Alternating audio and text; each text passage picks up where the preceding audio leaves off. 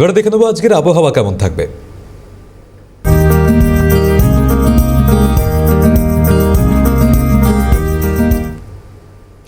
আবহাওয়া দপ্তর সূত্রে খবর, আগামী 4 দিন বৃষ্টি চলবে বঙ্গে। আজ থেকে দক্ষিণবঙ্গে কমবে বৃষ্টির পরিমাণ। 23 থেকে 24 জুন ফের বাড়বে বৃষ্টি। 25 তারিখ উপকূলের জেলায় ভারী বৃষ্টির সম্ভাবনা। ভারী বৃষ্টি হতে পারে পুরুলিয়া, বাঁকুড়া, ঝাড়গ্রাম, হাওড়া ও হুগলিতে। আপাতত দক্ষিণ বিহারের কাছে নিম্নচাপের অবস্থান, তাই আগামী এক সপ্তাহ তাপমাত্রা খুব একটা হেরফের হবে না, জানাচ্ছে আলিপুর আবহাওয়া দপ্তর। আলিপুর আবহাওয়া দপ্তরের পূর্বাভাস অনুযায়ী ইতিমধ্যেই সতর্ক দেওয়া হয়েছে। বিগত 3 দিন ধরে বৃষ্টির সম্ভাবনা রয়েছে জেলাতে। উত্তরবঙ্গে জলপাইগুড়ি, আলিপুরদুয়ারেও ভারী বৃষ্টির সম্ভাবনা। আপেক্ষিক আর্দ্রতার পরিমাণ 86% থাকবে বলে জানা যাচ্ছে। বিস্তারিতভাবে জানতে রয়েছেন প্রতিনিধি শফিক।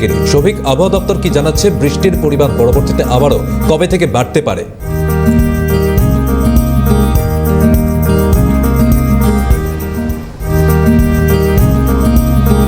একদমই দর্শক মন্ডলী, ইতিমধ্যেই কিন্তু আলিপুর আবহাওয়া দপ্তরের পক্ষ থেকে স্পষ্টভাবে জানিয়ে দেওয়া হয়েছে যে আগামী 3 দিন কিন্তু টানা বৃষ্টির পূর্বাভাস রয়েছে এবং সেই জন্যই কিন্তু আজ সকাল থেকেই কিন্তু আকাশের মুখ যথেষ্ট ভার রয়েছে। এবং আলিপুর আবহাওয়া দপ্তরের তরফ থেকেও স্পষ্ট করা হয়েছে যে সামনেই যেহেতু রথ পর্যন্ত কিন্তু এই বৃষ্টি একই পরিমাণে চলতে থাকবে। তবে আজ উত্তরবঙ্গে বৃষ্টির পূর্বাভাস বেশি দেওয়া হয়েছে এবং দক্ষিণবঙ্গে উত্তরবঙ্গের তুলনায় কিন্তু বৃষ্টির পূর্বাভাস কিছুটা কম রয়েছে। তবে দক্ষিণবঙ্গের বিভিন্ন জেলায় কিন্তু বৃষ্টির সতর্কতা ইতিমধ্যেই দিয়ে দেওয়া হয়েছে, যেমন বীরভূম, বর্ধমান, উত্তর 24 পরগনা, দক্ষিণ 24 পরগনা। তার পাশাপাশি উত্তরবঙ্গে আলিপুরদুয়ার, জলপাইগুড়ি সহ বিভিন্ন জায়গায় কিন্তু এই বৃষ্টির পূর্বাভাস দিয়ে দেওয়া হয়েছে।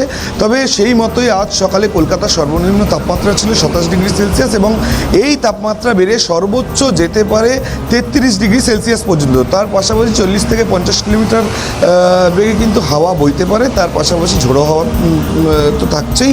তবে বজ্রবিদ্যুৎ সহ বৃষ্টির একটা পূর্বাভাস কিন্তু সকাল থেকেই দেওয়া হয়েছে এবং বাতাসে আপেক্ষিক আর্দ্রতার পরিমাণও যথেষ্ট রয়েছে। তবে এখন দেখার যে সামনেই যেহেতু রথ এবং তার পাশাপাশি আলিপুর আবহাওয়া দপ্তরের পক্ষ থেকে যে টানা এই কয়েকদিন বৃষ্টির পূর্বাভাস দেওয়া হয়েছে তা কতটা কার্যকরী হয়।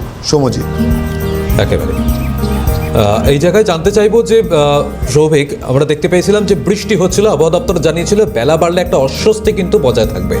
এবারও কি সেই একই পরিস্থিতি?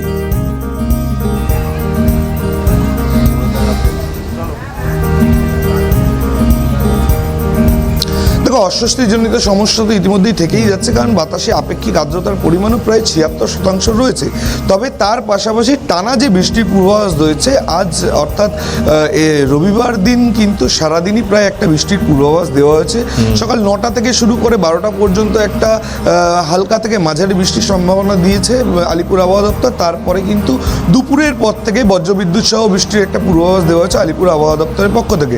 এবং 22, 23, 24 এই 3 দিন কিন্তু বৃষ্টির জন্য একটা সতর্কতা ইতিমধ্যেই কিন্তু আলিপুর আবহাওয়া দপ্তরের পক্ষ থেকে দেওয়া হয়েছে। ফলত তুমি যেটা বলছিলে যে এই যে আপেক্ষিক আর্দ্রতাজনিত সমস্যা বা একটা অস্বস্তি, সেই অস্বস্তি কিন্তু এই বৃষ্টির পরেও একটা বজায় থাকার যথেষ্ট সম্ভাবনা রয়েছে। সমজিৎ, একদম ধন্যবাদ।